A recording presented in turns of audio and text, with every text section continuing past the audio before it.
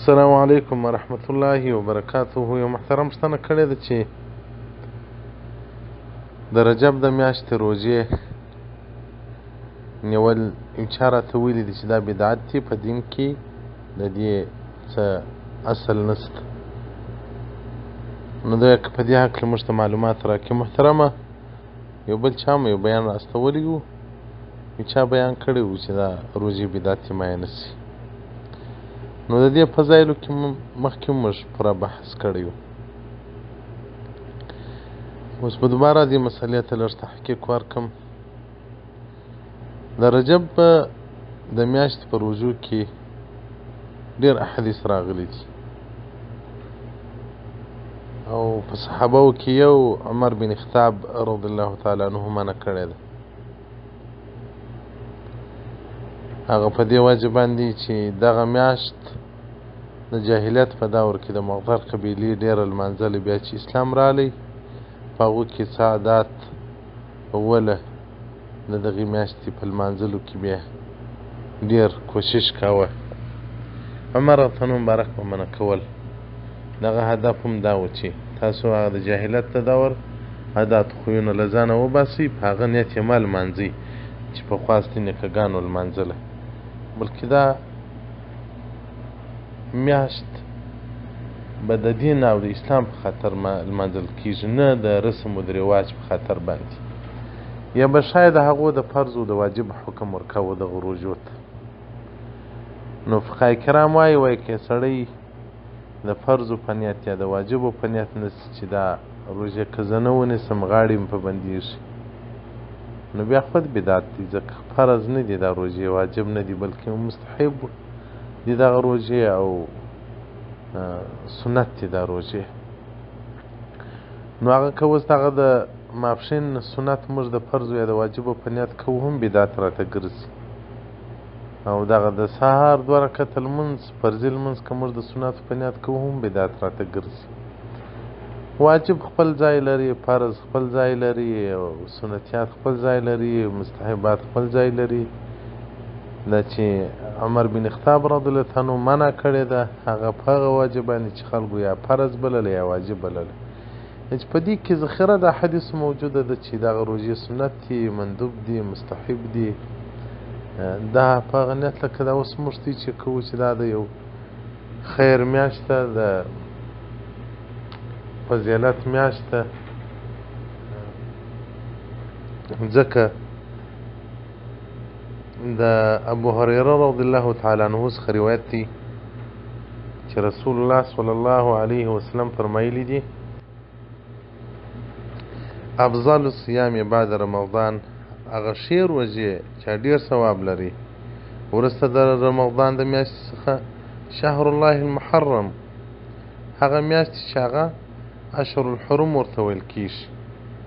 چې په قرآن عظیم شان کې د دغو میاشتو متعلق الله جل جلاله پوره بیان راته کړی دی. اشهر الحرم میاشتې دي چې هغه کې یو رجب ده، ذوالقعده ده، ذوالحجه ده او محرم میاشت ده. نو د دغو میاشتو ټول فضیلات په قرآن کې راغلی دي، او د رجب متعلق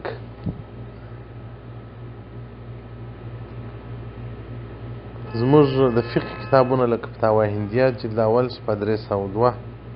هغه روژې راخي وایي بعضې روژې واجب دي، بعضې فرض دي، بعضې سنت دي، بعضې روژې په هغو کې ترغیب راغلی دی، دا په حدیثو کې دي، په نیولو کې فضایل راغلي دي. هغه د محرم د میاشتې روژې دي، د رجب د میاشتې روژې دي، د عاشورا روژې دي، د شعبان روژې دي. او دغه رنګ کوم په د رجب د میاشتې په فضایلو کې چې کوم حدیثونه راغلي دي، مجموع زواید رقم د حدیث 50,252 جلد نمبر 3 صفحه 330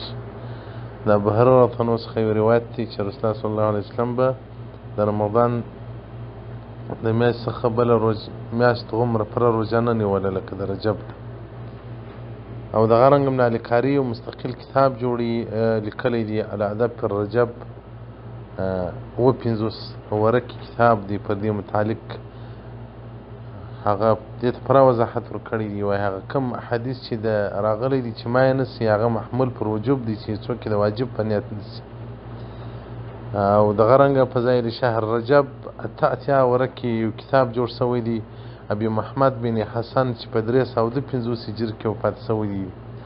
او دغه رنګه فضایل اوقات امام بهقي صفحه شلمه او دغه رنګه احیاء العلوم جلد اول صفحه 210 او دغه رنګه اتحاب سات المتقین جلد څلورم صفحه 255 او دغه رنګه امداد الفتاوا د مولانا اشرف علي تھانوي رحمت الله علیه هغه دغه سوال جواب کړی دی چې وایي کوم دونون حدیثون می تعارض نه راه د دواړو حدیثو په مابینځ کې تعارض نسته ټکر نسته ولی محلین مختلف دي که د واجب په نیت نسی بیا بدعت ته که د واجب په نیت نه نسی لکه د موږ چې اوس نیسو بیا یو مندوب و مستحب و ښه کار دی امداد الفتاوا جلد نمبر 2 صفحه 114 کتاب سم الاعتکاف دې لپاره وضاحت ورکړی دی او دغه رنګه شیخ عبدالقادر جیلاني رحمت الله علیه فران فیرس مبارک غوث قلین په الغنیه کې دې لپاره وضاحت ورکړی دی چې بعضې خلک وایي دا بدعت نو نه پوهېږم چې دغه ستر علما اوس لکه ملا قاري رحمت الله علیه چې مستقل کتاب جوړ کړی دی الادب فی رجب یو مستقله رساله ده د رجب په فضایلو کې نو زه نه پوهېږم چې هغه اوس په د بدعت پوهېدی نه او بلکې زموږ د مذهب عالم دی او دغه وهابیانو څخه موږ ګیله نه کوو هغه خوا د ډېر شیان له دینه ډیلیټ که نه یې مني هغه خو چې اوس د ټرمپ خوښ یې هغه کوي پاتې دغه زموږ د مذهب علما حنفي علما دي د جمعي علما مو دي هغه هم دغه د وهابیانو خبرو خوله تولیدلې ده وایي دا بدعت دی ولې بدعت یې کوښښ دی خو څه کتابونه وګورئ څه مطالعه وکړئ قرآن فیرس هم مبتدع بولي که امام غزالي رحمت الله علیه مبتدع بولي که امام حسمي رحمت الله علیه مبتدع بولي که ملا قاري مبتدع بولي او که صاحب د فتاوا هندیه مبتدع بولي نو یو شی چې بدعت شي هغه خو بیا مرغوفیها نه وي په هغه کې خو بیا د ترغیب احادیث نه وي د ترغیب اقوال نه وي چې تاسې ونیسئ هغه شی چې بدعت په هغه ترهیب وي خلک ځین منع کول کېږي نو محترمینو دغه روژې هغه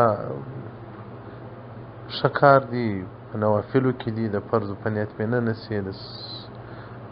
سنتو مؤکداتو په نیت مې نه نسي د واجبو په نیت مې نه نسي نفلي روژه ده هغه فضایل مو درته بیان کړل چې الله جل جلاله څومره عظیم اجر پر دغه باندې مشترک کړي فضایل ځکه دوباره نه بیانوم چې هغه تکرار د خبرو راځي البته بعضې احادیث د رجب متعلق راځي چې هغه محدثین لکه ملا قاري رحمت الله علیه چې ذکر کړي دي چې دا درواغ دي د احادیث هغه حدیث موږ نه دي ذکر کړي هغه حدیث چې علماو دلیل ور باندې نیولی دي صحیح احادیثونه دي سند د حدیث ثابت دی هغه موږ بیان کړي دي نو پیرانی پیر صاحب خو هم درواغ نه وایي امام غزالي خو هم درواغ نه وایي صاحب د فتاوا هندیه خو هم درواغ نه راته وایي او دغه رنګه ابي محمد بن حسن چې په 352 سنه کې تیر شوی دی هغه تر 1000 کاله لا زیات عمر کېږي هغه هم درواغ نه راته وایي هغه هم پر بدعت په نه امر کوي نو هر څوک چې موږ خبرې زړه ته لویږي موږ خو دغه روژې د خیر او د ثواب کار بولو او فضیلت ورباندې مشتمل بولو نسو یې خپله یې هم نسم بلته هم امر کوم نو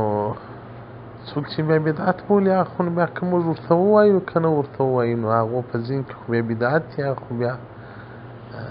چې هر څو موږ ورته وغږېږو ګټه نه کوي دا خبرې مې صرف د خلکو دپاره دي چې هغه زموږ خبرو ته غوږ نسي او یا زموږ پر خبر باندې اعتماد کوي. والسلام علیکم ورحمة الله وبرکاته.